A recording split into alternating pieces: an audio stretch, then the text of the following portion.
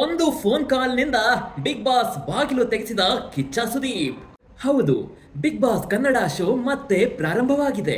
Eagleton ರೆಸಾರ್ಟ್ನಲ್ಲಿದ್ದ ಎಲ್ಲಾ ಸ್ಪರ್ಧಿಗಳನ್ನು ಮತ್ತೆ big boss ಮನೆಗೆ ಕರೆತರಲಾಗಿದೆ. ಜಾಲಿವುಡ್ ಸ್ಟುಡಿಯೋಸ್ನ ಇತರ ಎಲ್ಲಾ ಚಟುವಟಿಕೆಗಳು ಈಗಲೂ ಬಂದಾಗಿವೆ. ಆದರೆ ಬಿಗ್ ಬಾಸ್ ಶೋಗೆ ಮಾತ್ರವೇ ಪ್ರತ್ಯೇಕವಾಗಿ ಅವಕಾಶ ನೀಡಲಾಗಿದೆ.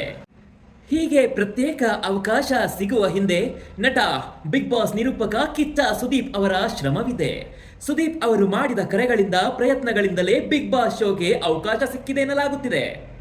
ನಿನ್ನೆ ಮಾಲಿನ್ಯ ನಿಯಂತ್ರಣ ಅಧಿಕಾರಿಗಳು ಸುದ್ದಿಗೋಷ್ಠಿ ನಡೆಸಿ ಜಾಲಿವುಡ್ ಸ್ಟುಡಿಯೋಸ್ಗೆ ಬೀಗ ಹಾಕುವುದಕ್ಕೂ ಬಿಗ್ ಬಾಸ್ ಶೋಗೂ ಸಂಬಂಧವಿಲ್ಲ ಎಂದ ಬಳಿಕ ಕಿಚ್ಚ ಸುದೀಪ್ ಅವರು ಕೆಲ ರಾಜಕಾರಣಿಗಳಿಗೆ ಕರೆ ಮಾಡಿ ಏನೂ ತಪ್ಪಿಲ್ಲದ ಬಿಗ್ ಬಾಸ್ ಶೋ ಅನ್ನು ಮತ್ತೆ ನಡೆಸಿಕೊಡಲು ಅನುಮತಿ ನೀಡುವಂತೆ ಮನವಿ ಮಾಡಿದ್ದರು.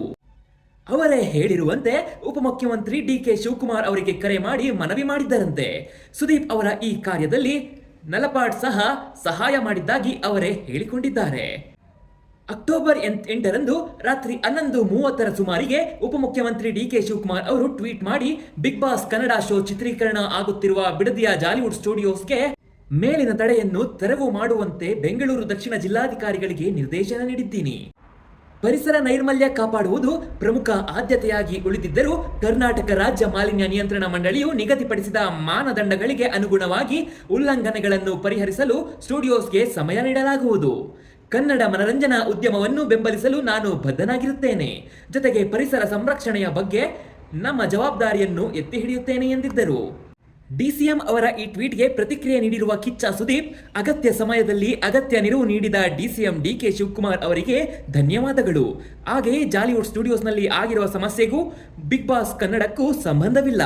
ಬಿಗ್ ಬಾಸ್ ಕನ್ನಡ ಶೋನಿಂದ ಯಾವುದೇ ತಪ್ಪು ಆಗಿಲ್ಲವೆಂದು ಗುರುತಿಸಿದ ಅಧಿಕಾರಿಗಳಿಗೂ ಧನ್ಯವಾದಗಳು. ನನ್ನ ಕರೆಗೆ ಶೀಘ್ರವೇ ಸ್ಪಂದಿಸಿದ ಡಿಸಿಎಂ ಡಿ.ಕೆ. ಶಿವಕುಮಾರ್ ಅವರಿಗೆ ಹಾಗೂ ಸಹಾಯ ನೀಡಿದ ನಲಪಾಡ್ ಅವರಿಗೆ ಧನ್ಯವಾದಗಳು. ಬಿಗ್ ಬಾಸ್ ಕನ್ನಡ ಸದಾ ಇರಲಿದೆ ಎಂದಿದ್ದಾರೆ. ಬಿಗ್ ಬಾಸ್ ಶೋ ಬಂದ್ ಮಾಡಿರುವ ಹಿಂದೆ ರಾಜಕೀಯ ದ್ವೇಷ ಇದೆ ಎಂಬ ಸುದ್ದಿ ನಿನ್ನೆ ಹರಿದಾಡಿತ್ತು. ಬಿಗ್ ಬಾಸ್ ಈ ಹಿಂದೆ ಬಿಜೆಪಿ ಪರ ನಿಂತಿದ್ದು ಸಹ ಬಿಗ್ ಬಾಸ್ ಕನ್ನಡ ಶೋ ಬಂದ್ ಆಗಲು ಪರೋಕ್ಷ ಕಾರಣವಾಗಿದೆ ಎಂಬ ಚರ್ಚೆ ನಡೆದಿತ್ತು. ಆದರೆ ಇದೀಗ ಸುದೀಪ್ ಅವರ ಮನವಿಗೆ ಶೀಘ್ರವಾಗಿ ಸ್ಪಂದಿಸಿರುವ ಡಿಸಿಎಂ ರಾಜಕೀಯ ದ್ವೇಷದ ಆರೋಪಗಳೆಲ್ಲ ಸುಳ್ಳೆಂದು ಸಾಬೀತು ಮಾಡಿದ್ದಾರೆ.